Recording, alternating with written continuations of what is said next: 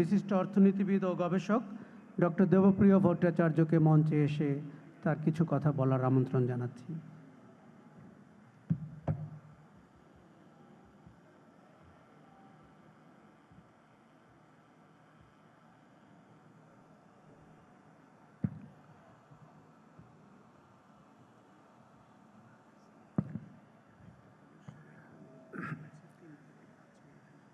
আমি সময়টা খুলে নিলাম। মাননীয় সভাপতি, শ্রদ্ধেয় নাগরিকবৃন্দ, এক্সেলেন্সিস,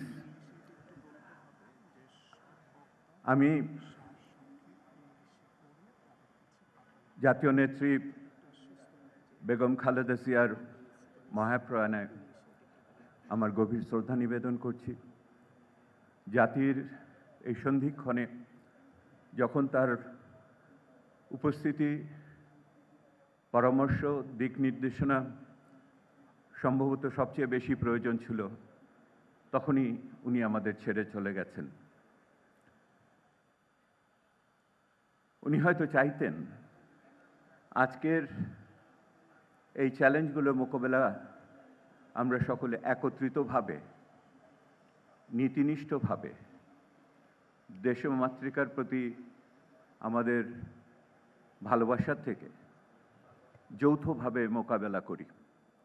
উনি হয়তো সেটাই চাইতেন। ওনার মতো বহুমাত্রিক জীবনের বিভিন্নভাবে আলোচনা হতে পারে, তার কিছু পরিচয় আমার আগের বক্তাদের কাছে আমরা পেয়েছি। আমরা জাতীয়ভাবে, বৈশ্বিকভাবে আলোচনা করতে পারি, সামষ্টিক ব্যষ্টিকভাবে আলোচনা করতে পারি, বিভিন্ন আঙ্গিক থেকে তাৎক্ষণিকতা এবং ঐতিহাসিক দৃষ্টিভঙ্গি থেকেও আলোচনা করতে পারি। কিন্তু যাদের সৌভাগ্য হয়েছিল ওনার কাছে যাওয়ার, তাদের অভিজ্ঞতার আলোকে যদি আমরা বৃহৎ চিত্রটিকে অনুধাবন করতে পারি, সেটাই মনে হয় এই শেষ বেলায় আমার জন্য সবচেয়ে বেশি আকর্ষণীয় হবে। আমার সৌভাগ্য হয়েছিল বেগম খালেদা জিয়ার সাথে ওনার 2 শাসনামলে অন্তত 4 বার নীতি বিষয়ক আলোচনা করার সুযোগ। প্রথমে একবার যখন আমি অর্থনীতি সমিতির সাধারণ সম্পাদক ছিলাম, 1991 সালের কথা আমি বলছি।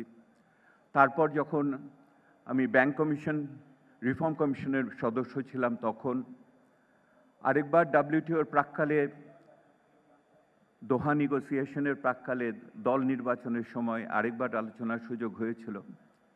এবং সর্বশেষ আমার 2002 সালে উনি যখন প্রধানমন্ত্রী ছিলেন, দেশের যখন প্রাকৃতিক গ্যাস ব্যবহার করার জন্য একটি জাতীয় কমিটি তৈরি হয়েছিল, সেই কমিটির সদস্য আমি যখন ছিলাম, তখন একটি ক্যাবিনেট সাব কমিটির মিটিংয়ে ওনার সাথে আমার অত্যন্ত তাৎপর্যপূর্ণ একটি আলোচনা হয়েছিল, যা হয়তো জাতীয় ইতিহাসের নীতি নির্ধারণের এবং প্রাকৃতিক সম্পদ ব্যবহারের ক্ষেত্রে একটি মাইলস্টোন হিসেবে আছে।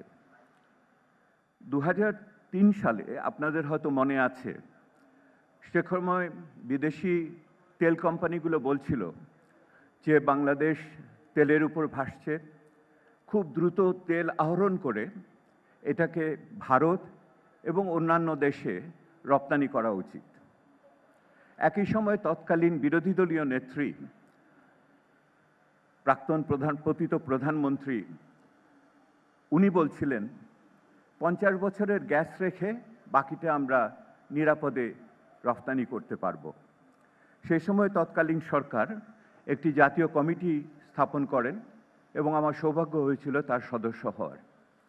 এই কমিটির রিপোর্ট যখন তৈরি হলো, তারপর একদিন উচ্চ পর্যায়ের ক্যাবিনেট সাব কমিটিতে, প্রধানমন্ত্রীর নেতৃত্বে সাব কমিটিতে আমাকে আহ্বান জানানো হলো যে আপনি আসেন, কমিটি প্রধানকে নিয়ে ব্রিফ করেন ক্যাবিনেটকে। আমাদের কমিটির প্রধান সচিব আজিমউদ্দিন সাহেব বলা শুরু করলেন। উনি কিছুক্ষণ বলার পরেই সাইফুর রহমান সাহেব বললেন, দেবপ্রিয়কে কিছু বলতে বলেন। আমি বলা শুরু করলাম। 1 মিনিট কি 2 মিনিট আমি বলেছি। প্রধানমন্ত্রী আমাকে থামিয়ে দিয়ে প্রশ্ন করলেন। আমি প্রশ্ন শুনে অবাক হয়ে গেলাম, এত তীক্ষ্ণ প্রশ্ন। উনি আমাকে জিজ্ঞেস করলেন, আপনি বলছেন তাহলে 50 বছরের গ্যাস নাই? আমি একটু হতচকিত হলাম। আমি বললাম, মাননীয় প্রধানমন্ত্রী, একসাথে বাংলাদেশের 50 বছরের গ্যাস নাই।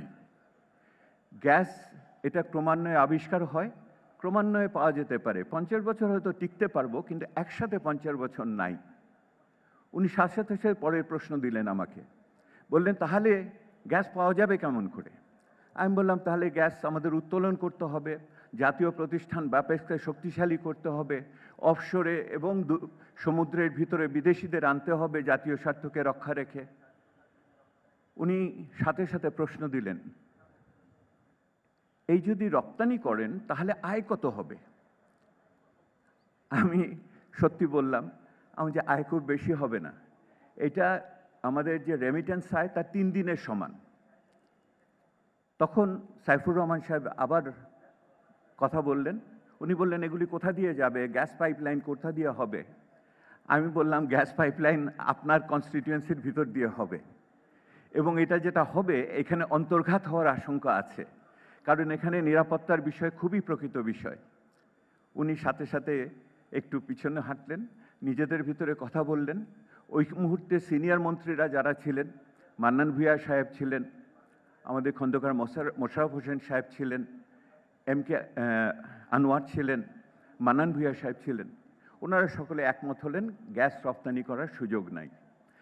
বাংলাদেশের জাতীয় প্রাকৃতিক সম্পদ জাতীয়ভাবে আমাদের জ্বালানি নিরাপত্তার জন্য ওই মিটিংটি ছিল অত্যন্ত একটি নীতি নির্ধারণী মিটিং। আমার সৌভাগ্য হয়েছিল মাননীয় প্রধানমন্ত্রীর সাথে সেদিন ওই সিদ্ধান্তের অংশীদার হওয়ার জন্য। আমি যে কথাটা বলে আপনাদের এখানে শেষ করব। I have been asked by the organizer to say something in English because our excellencies are, I'm not quite sure, has the simultaneous translation at this moment. The 3 conclusions I make out of this incident. Number 1, she knew how to listen. Begum Zia knew how to listen to the technical advices of his technical advisors. This is number 1. That patience is hardly seen in many leaders. I have had other experiences, and that did not happen. The second experience, she knew how to give questions. She used to give questions not for the rhetorical sense. She used to give questions to find out the robustness of your logic, if there are any flaw in your information, and that's what she was to do. And number 3, she didn't take the technical advice per se. She knew that every technical advice has to be judged in the context of national reality, national necessity, and the global context. So she was a proper person who is, all technical advisors aspires for. A leader who listens, who asks questions, and takes a decision on their own, and in the context of their political commitments. Let me conclude by saying, today afternoon, what would Madam Zia would have wanted from us today? She would have wanted from us today, as a policy advisor and a policy analyst, I think, she would have thought that the new generation of the policymakers, the new leadership which is yet to come, will be also emulating all those undeniable, characteristics and the virtues of her. I hope and pray the country remains blessed with that kind of leadership in the future, because this is the time when we take difficult decisions for the country, when we have competing demands from us. We need to rise above all the shortcomings, all the narrowness, and take a decision for the country. And I do miss our former Prime Minister in these moments. Thank you for listening to me.